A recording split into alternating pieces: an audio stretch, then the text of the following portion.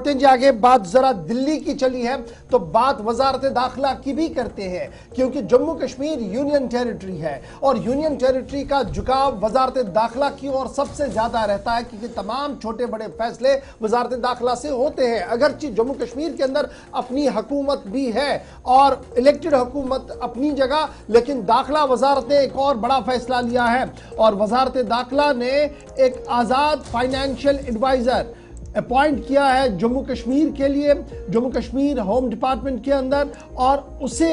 यह काम दिया गया है कि तमाम एचओडीज जो प्रपोजल भेजा करेंगे अब वो सबसे पहले फाइनेंशियल एडवाइजर के पास जाया करेंगे, उसके बाद दाखिला वजारत को वो सौंप दिए जाएंगे। ताहम ये फाइनेंशियल एडवाइजर जो होंगे इनके पास खुसूसी इख्तियारात दिए गए हैं। ये पहला मौका होगा जब इस तरीके से एक एडवाइजर को अपॉइंट किया गया है, फाइनेंशियल एडवाइजर को अपॉइंट किया गया है और इनका रोल जो रखा गया है वो प्रोजेक्ट्स और स्कीमों पर नजर रखना और तरक्याती मंसूबों पर जो बजटिंग और दीगर मामलात है उस हवाले से भी वो काम करेंगे। वजारत दाखिला की तरफ से ये साफ कर दिया गया है कि एक डिटेल गाइडलाइन जो है वो जारी कर दी गई है। ये जम्मू कश्मीर के हवाले से एक और बड़ा डिसीजन है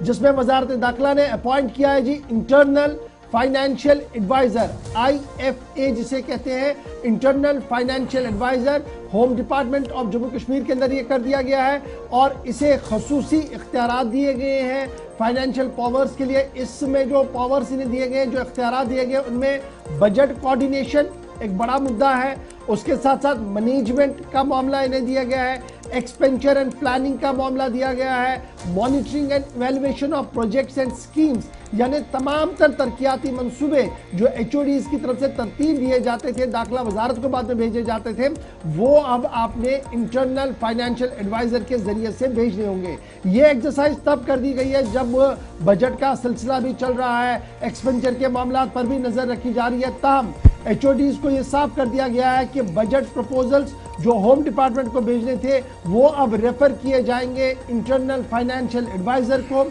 उनकी कंसल्टेशन कंकरेंस के बाद ही दाखिला वजारत को ये तमाम चीजें जो है वो बेची जाए। जरा मजीद इसको समझने की कोशिश करते हैं। ये जो IFA इंटरनल फाइनेंशियल एडवाइजर लगाया गया है, स्टेट क्या कुछ कैसे रिस्पॉन्ड इसको कर रही है और क्या कुछ ये पूरी खबर है। इमरान नाइकू, बहुत शुक्रिया जी ज्वाइन करने के लिए। इमरान, MHA की तरफ से अपॉइंट किया गया internal financial adviser IFA Jammu Kashmir के लिए और ये कह दिया गया कि तमाम तरक्याती मसाइल जो है वो अब इसी से रूट हो जाएंगे। कैसे इसको देखा जा रहा है, क्या है ये पूरी खबर, और ये जो सिस्टम चल रहा है क्या इससे मौजूदा हुकूमत के निजाम पर भी कोई सवाल उठ रहा है या नहीं? देखिए, जाहिर सी बात है ये एक बहुत बड़ा फैसला है मिनिस्ट्री ऑफ होम अफेयर्स की जानिब से, जहां हम देख रहे कि जम्मू कश्मीर में 6 साल के बाद एक अवामी हुकूमत बनी और आर्टिकल 370 हटने के बाद जहाँ यहाँ जम्मू कश्मीर में हमने पॉलिटिकल या एडमिनिस्ट्रेटिव तब्दीलियाँ देखी या कॉन्स्टिट्यूशनल चेंज देखी, लेकिन हुकूमत बनने के बाद भी अभी चूंकि यहाँ यूटी है और डेलीगेटेड पावर जो है चीफ मिनिस्टर के पास या इस लेफ्टिनेंट गवर्नर के पास, लेकिन इस सारे तनाजुर के बीच में जहाँ मुसलसल जो अलग अलग ऑर्डर्स पास किए जाते हैं और इस पे यहाँ की अपोजिशन जमातें आवाज उठा रही है और हुकूमत को तनकीद का निशाना बनाया जा रहा है, लेकिन इस सारे तनाजुर के बीच में एक और बड़ा फैसला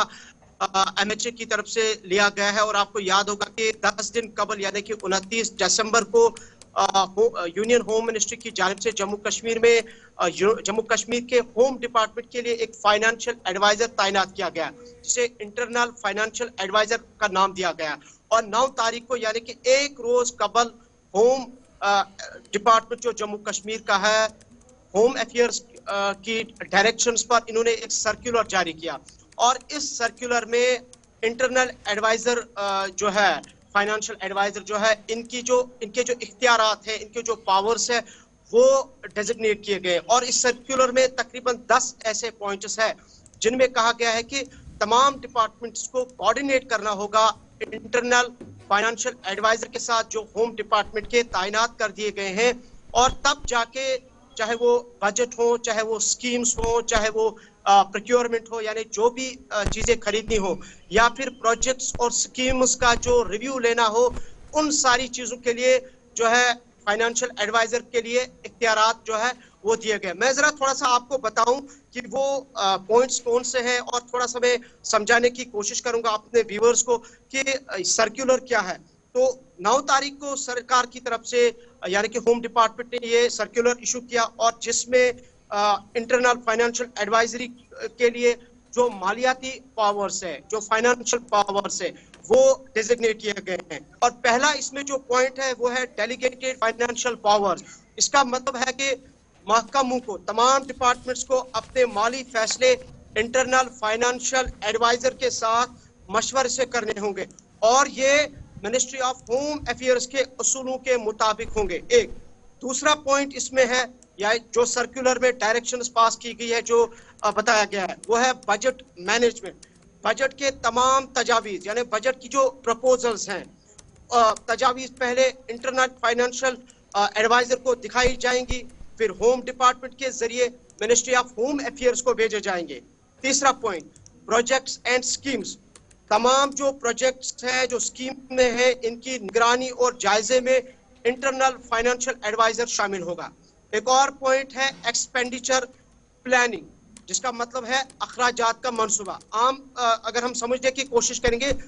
महकमों को अपने अखराजात का मंसूबा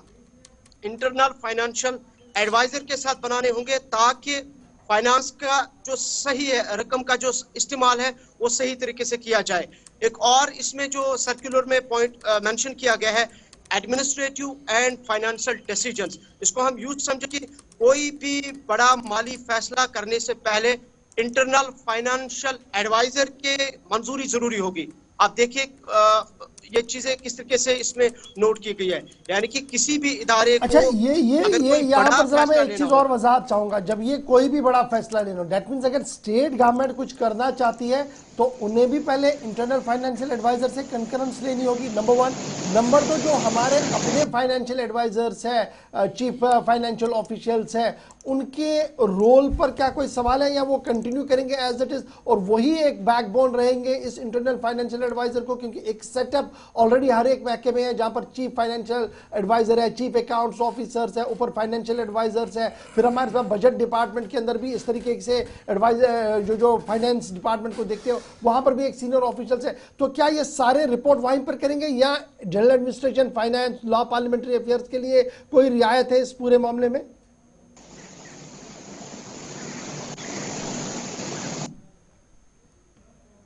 चलिए जी, लगता है राब्ता कट गया जी। बहुत बहुत शुक्रिया जी इमरान हमारे साथ ज्वाइन करने के लिए। फिलहाल बड़ी खबर कि दाखिला वजारत ने इंटरनल फाइनेंशियल एडवाइजर की तैनाती कर दी है और ये साफ कर दिया है कि HODs head of the department जो है प्रपोजल जो बनाएंगे वो अब बराह रास्त वजारत दाखिला को नहीं भेजेंगे, वो रेफर किए जाएंगे जी फाइनेंशियल एडवाइजर को। और फाइनेंशियल एडवाइजर की कंकरेंस और अप्रूवल इसके लिए जरूरी है, जिसके बाद ही दाखिला वजारत को वो तमाम चीजें जो है वो चली जाएंगी। एक और बड़ा सवाल और एक बड़ी खबर जो हमने आपके सामने रख दी है और आज इस पर आप देखेंगे कि इस पर रिएक्शन भी बहुत ज्यादा जो है वो देखने को मिलेगा। छोटा